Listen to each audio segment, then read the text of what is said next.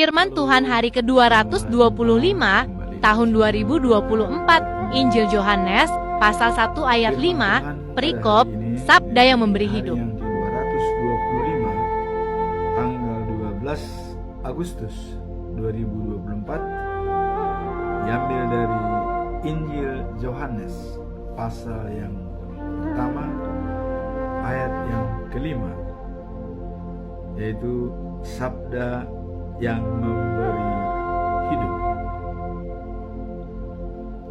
Sebagai notes atau ayat hari ini adalah: terang itu bercahaya di atas kegelapan, dan kegelapan itu tidak menguasainya. Nah, baca firman Tuhan hari ini. Dan kalau bacaan pagi dari kitab Yeremia pasal 3 ayat 14 sampai dengan 18, Israel dan Yehuda harus bertobat. Dan sebagai bacaan malam diambil dari kitab Amos pasal yang kelima ayat 14 sampai dengan 15, panggilan untuk bertobat.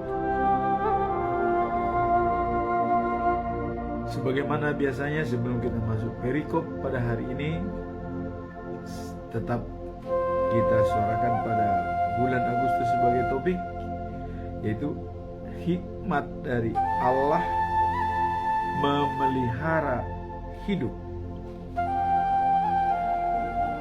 Kalau ayat 1 bulan dari Pengkhotbah pasal 7 ayat 12,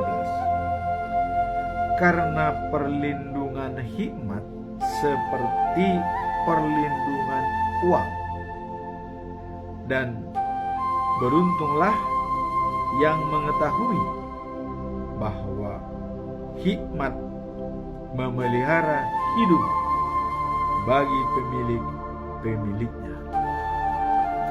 Waktu yang lalu kita sudah terangkan bahwa hikmat adalah karunia dari Allah yang dimasukkan dalam batin kita. Jadi dalam karunia Allah tersebut itu berada dalam batin kita. Nah, kemudian kalau kebijaksanaan atau seorang yang bijak itu berada pada pikiran. Nah, sehingga dengan hikmat dan kebijaksanaan adalah sebagai karunia dari Allah yang kita pakai dalam mengolah untuk menghadapi hidup. Bagaimana supaya kita bisa hidup tentram dan damai? Tentu haruslah berhikmah, karena hikmah itu adalah karunia dari Allah. Nah, kemudian kita masuk dalam perikop hari ini, di mana dikatakan bahwa sabda yang membuat hidup. Apakah sabda itu? Sabda adalah sama dengan firman Allah. Sebelum dunia ada, atau sebelum dunia dijadikan oleh Tuhan, sabda sudah ada. Maka sabda itu sama dengan Allah. Segalanya dijadikan melalui Dia, dan dari segala yang ada itu adalah dari Dia. Tak satu pun dijadikan tanpa dengan Dia. Jadi sabda itu bisa dikatakan merupakan sumber hidup dan yang memberi terang kepada manusia. Terang itu bercahaya dalam kegelapan, dan kegelapan itu tak dapat memadamkannya. Karena apabila terang itu sudah bekerja, cahaya akan memancar dan kegelapan tidak bisa menguasainya. Demikianlah firman hari ini yang dikatakan bahwa terang itu bercahaya di dalam kegelapan, dan kegelapan itu tidak menguasainya. Jadi kalau kita berjalan di dalam terang, tentu jalan kita pun semua jelas. Coba kalau misalnya kita dalam kegelapan, apa yang terjadi? Kita susah untuk menentukan arah mau kemana kita pergi, karena di dalam kegelapan tidak ada cahaya dan terang yang membimbing kita untuk menjalankan apa yang harus kita kerjakan, sehingga kita hanya bisa berdiam dalam kegelapan. Nah, sekarang dia bilang terang itu bercahaya di dalam kegelapan, dan kegelapan itu tidak dapat menguasainya. Nah, kemudian ada semacam pernyataan pernah dari seorang tua yang memberikan nasihat. Dikatakan begini, ya, kalian anak-anakku harus hidup di dalam terang. Nah, kemudian maju di dalam terang, dan harus terus terang. Artinya, ya, bahasa Batak dikatakan mangulu di bagasak katiuron, mardalan di bagasak katiuron, jalatotong di bagasan hatiuron. Karena terang itu adalah dari Allah, ya. Nah, kalau kita lihat dalam buku ND HKBP, ya, buku ND nomor 23 ayat 3, bahwa dikatakan begini: sondang sian debata, hati urun sian ginjang, baen ture sodangi marohanami asas sonang, laho manjalo hanguluan nabi natupami oh Tuhan. Jadi terang dari Allah, cahaya dari langit, terangidah roh dan jiwa kami, supaya kami bisa mendapatkan hidup yang kekal. Jadi barang siapa yang hidup dalam terang Tuhan, maka dia akan memperoleh hidup yang kekal. Dan bagaimana kita supaya hidup di dalam terang? Nah, Paulus mengatakan, habis gelap terbitlah terang. Kita menjadi terang harus mau merubah budi kita ke dalam perubahan yang baru, dan mengenal apa kehendak Allah, dan kemudian apa yang baik menurut Allah, dan apa yang bisa menyenangkan hati Allah. Itulah kalau kita sudah berada dalam terang. Nah, sehingga terang itu, kegelapan tidak bisa lagi menguasainya, karena dia akan bersinar terus, memancarkan hal-hal yang baik dari diri seseorang apabila sudah berada dalam terang. Jadi inilah firman Tuhan dalam hari ini dalam perikop, bahwa sabda Tuhan adalah memelihara hidup.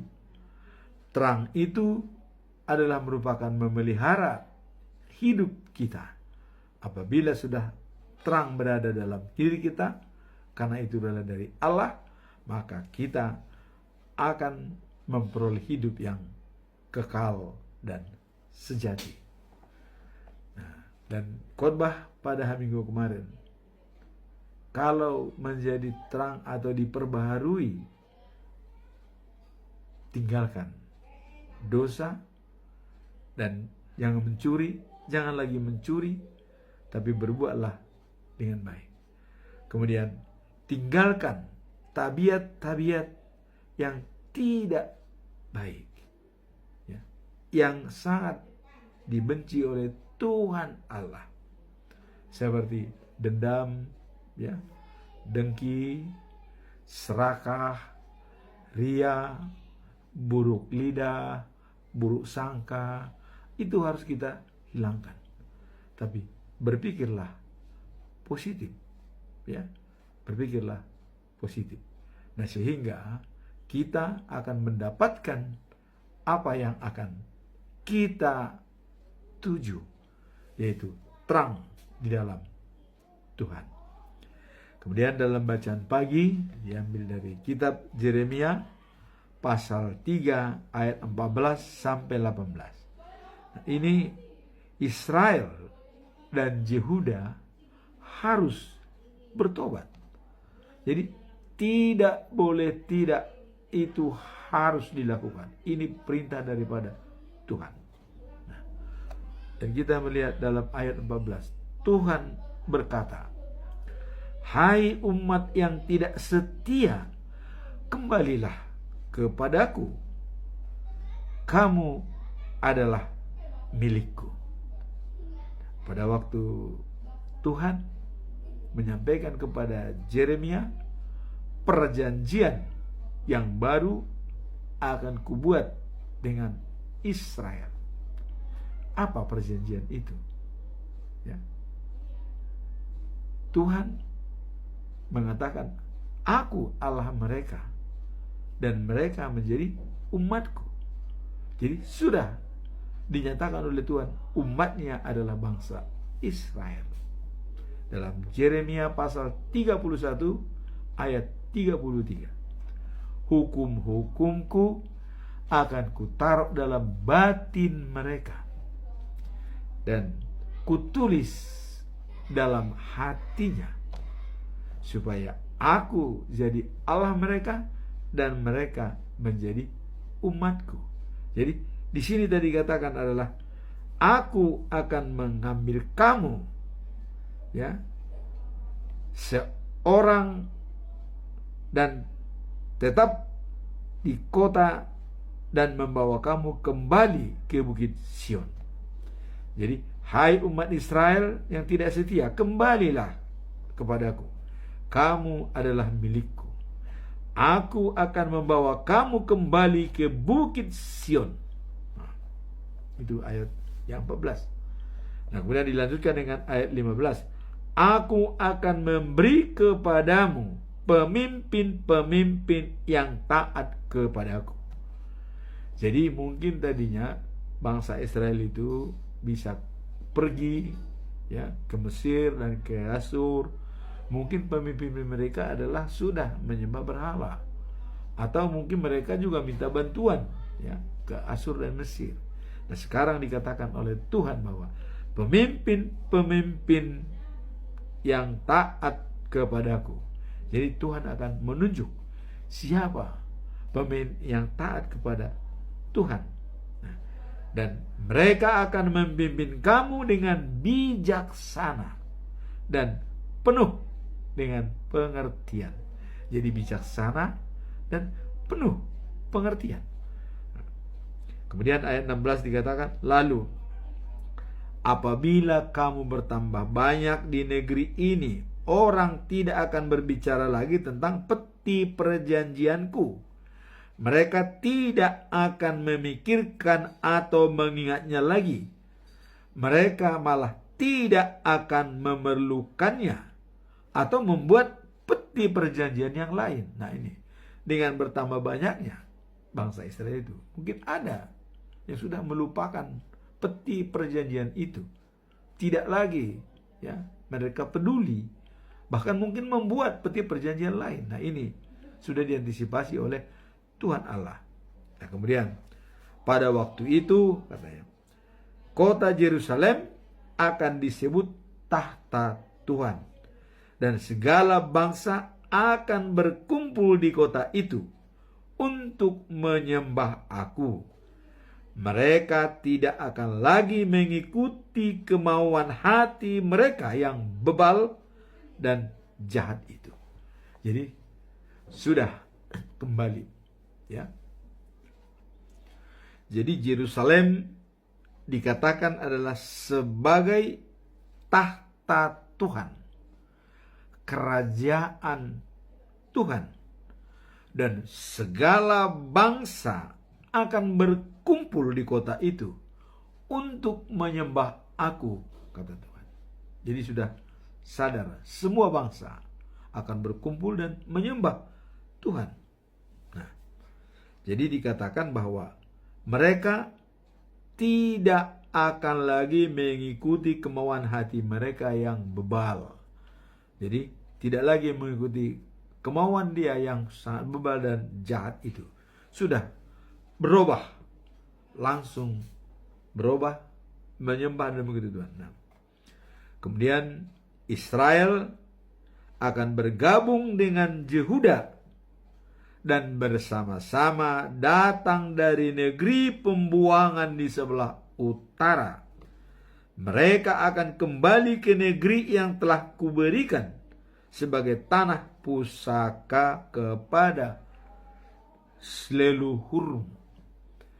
Jadi sudah diyakinkan pasti kembali semua. Bergabunglah Israel dan Yehuda. Nah, kemudian ini sudah kita lihat, ya,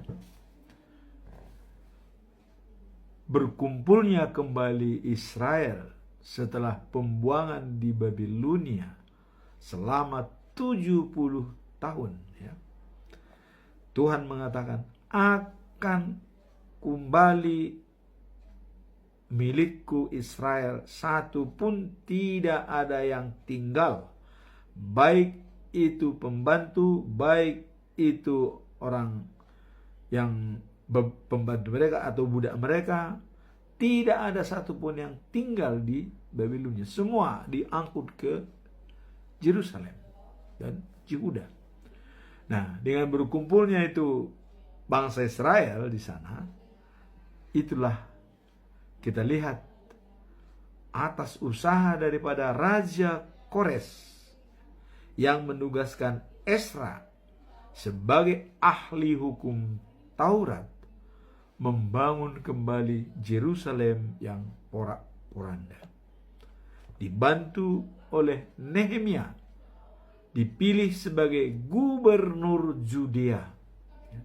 Sebagai gubernur, dia mengawasi semua pengawasan barang-barang yang tadinya diambil dari Yerusalem, dibawa ke kuil-kuil disimpan di Babilonia, dikembalikan semuanya, dikemasnya, ya, semua dikembalikan, dan mulai rumah Tuhan, pembangunan dimulai gotong royong bangsa Israel. Nah, maka pada saat mereka berkumpul di Yerusalem, ya, atas inisiatif daripada Nehemia dan Ezra, diadakanlah pesta Pondok Daun. Dan kita mengenal pesta Pondok Daun itu. Dan itulah awal daripada di Israel pesta Pondok Daun. Dan selama ini belum pernah dilakukan pesta Pondok Daun. Pertama kali diadakan pesta Pondok Daun pada saat bangsa Israel eksodus ke negerinya sendiri atas perintah Tuhan. Nah, pada saat itu, dan Esra membacakan firman Tuhan, Taurat Tuhan, hukum Taurat Tuhan, mulai dari pagi hingga tengah hari. Coba, setiap hari dibacakan, didengar oleh bangsa Israel. Dan mereka sudah berteduh dengan pondok daun, ya. Jadi ya karena banyaknya orang, ya harus dengan pondok daun lah supaya ada tempat berteduh, ya. Nah, pondok daun itu diambil dari daun kurma, daun zaitun, dan juga daun-daunan yang rindang di pegunungan, dikumpul. Nah, dibacakanlah hukum Taurat Tuhan setengah hari, mulai hari yang pertama sampai hari yang ketujuh, terus menerus. Kemudian di hari yang ke-8 mereka berkumpul semua, dipimpin oleh Nehemia. Dan Nehemia memerintahkan semua bangsa Israel berdiri. Jadi dari pondok daun itu semua, begitu banyak masyarakat Israel berdiri semua. Dan mereka menangis, mengingat penderitaan yang mereka alami di Babilonia. Mereka menangis. Dan khusus bangsa Israel berdiri semua. Kalau budak mungkin ada bangsa dari Amori atau Amon, itu tidak ikut berdiri. Ya, pembantu-pembantu tidak. Hanya bangsa Israel semua berdiri. Dan mereka mengampuni dosa-dosanya.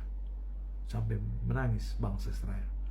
Itulah kembalinya bangsa Israel dari negeri Babilonia. Maka dikatakan Israel akan bergabung dengan Yehuda dan bersama-sama datang dari negeri pembuangan di sebelah utara. Mereka akan kembali ke negeri yang telah kuberikan sebagai tanah pusaka kepada leluhur mereka. Nah, inilah tadi disarankan untuk bertobat, hai Yehuda dan Israel. Dan di sini sudah ada hasil daripada pertobatan itu. Mereka sudah berkumpul di Yerusalem.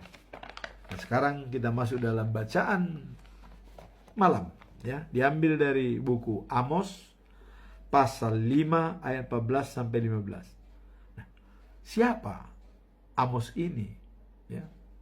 Nah, Amos, ya, pada waktu yang lalu kita sudah mencoba siapa Amos. Amos adalah nabi pertama dalam Alkitab, ya, yang pesannya dicatat secara terperinci. Ia berasal dari sebuah kota di Yehuda. Jadi Amos itu orang Yehuda, ya. Tetapi ia berkhotbah pada orang-orang Israel di kerajaan utara sekitar pertengahan abad ke-8 sebelum Masehi. Jadi pada saat abad ke-750. Nah, pada masa itu banyak orang hidup makmur, ibadah dipentingkan, dan negeri Israel nampaknya damai. Tapi Amos melihat bahwa ada yang mengecap kemakmuran hanyalah para hartawan yang memperkaya diri dengan hasil penindasan dan ketidakadilan terhadap orang-orang miskin. Nah, ini dipesankan oleh Amos, ya. Banyak hartawan yang tidak sesuai dengan firman Tuhan, menindas orang miskin. Dan waktu yang lalu ada penglihatan Amos, yaitu tentang belalang, ya. Dia melihat belalang itu menghancurkan semua tanaman dan juga sangat mengganggu situasi. Akhirnya Amos minta ampun kepada Tuhan. Ya Tuhan, mana mungkin bangsa yang kecil ini mampu mengatasi itu? Maka Allah mengatakan, apa yang kau lihat itu tidak akan terjadi. Dicabut oleh Allah. Dan penglihatan kedua oleh Amos, dia melihat api, ya, yang berkobar dan menyerang samudra dan semua api, ya, di semua dunia ini dilihatnya api menyerang. Kembali lagi Amos berdoa, Tuhan, bangsamu, bangsa Israel adalah lemah dan kecil, tidak akan mampu Tuhan menghadapi kejadian seperti itu. Tuhan berkata, itu tidak akan terjadi. Jadi Tuhan kalau sudah membuat rencana, kalau ada orang yang minta ampun kepada Tuhan, Tuhan tuh maha pendengar. Cuma Amos yang meminta, berdoa, tapi dikabulkan oleh Tuhan. Nah, itulah begitu besarnya kasih setia Allah kepada umat manusia di dunia ini. Nah, kemudian di sini dalam perikop ini, yaitu panggilan untuk bertobat. Jadi ini pesan Amos kepada bangsa Israel. Dia membuat suatu nyanyian. Nyanyiannya begini. Tuhan Maha Tinggi berkata, sebuah kota di Israel, ya, mengerahkan 100 orang prajurit, tapi kembali hanyalah 100 orang. Berarti 900 orang itu adalah lenyap. Kemudian kota yang lain katanya mengerahkan 100 orang, yang kembali hanya 10 orang. Berarti 90 orang sudah meninggal. Maka Tuhan berkata kepada umat Israel, dengan kejadian-kejadian seperti itu, kembalilah kepadaku, maka kamu akan hidup. Jangan pergi ke Betseba untuk berbakti kepada Baal, ya. Nah, jangan mencari aku di Betel, sebab Betel akan lenyap, kata Tuhan. Jangan juga ke Gilgal, sebab Gilgal, penduduk kota itu, akan diangkut ke pembuangan. Nah, jadi diperingatkan oleh Tuhan Allah, jangan ke Betseba, jangan ke Betel, jangan ke Gilgal, tapi kembalilah kepadaku, ya, Tuhan, maka kamu akan hidup. Jadi kembalilah kepada Tuhan, ya, maka kamu akan hidup. Nah, jika kamu tidak kembali, maka ia akan mati dan diserang api yang menyala-nyala dan membakar Israel. Inilah pesan moral daripada perikop ini. Dikatakan, berusahalah berbuat baik dan jangan berbuat jahat, supaya kamu hidup. Maka Tuhan Allah yang Maha Kuasa akan sungguh-sungguh tinggal di antara kamu, seperti kamu katakan. Jadi tinggallah Tuhan bersama kami. Kira-kira begitu yang permintaan daripada bangsa Israel melalui Amos. Nah, maka Tuhan, ya, akan tinggal bersama mereka kalau mereka berusaha berbuat baik dan tidak berbuat jahat. Nah, kemudian dinyatakan oleh Tuhan, bencilah yang jahat dan cintailah yang baik, dan tegakkan keadilan. Nah, mungkin Tuhan akan mengasihi orang-orang yang tersisa dari bangsa Israel. Nah, jadi ini dikatakan bahwa tegakkan keadilan, berusaha baik, dan bencilah yang jahat. Inilah pesan melalui Amos kepada bangsa Israel, dan untuk tetap bertobat.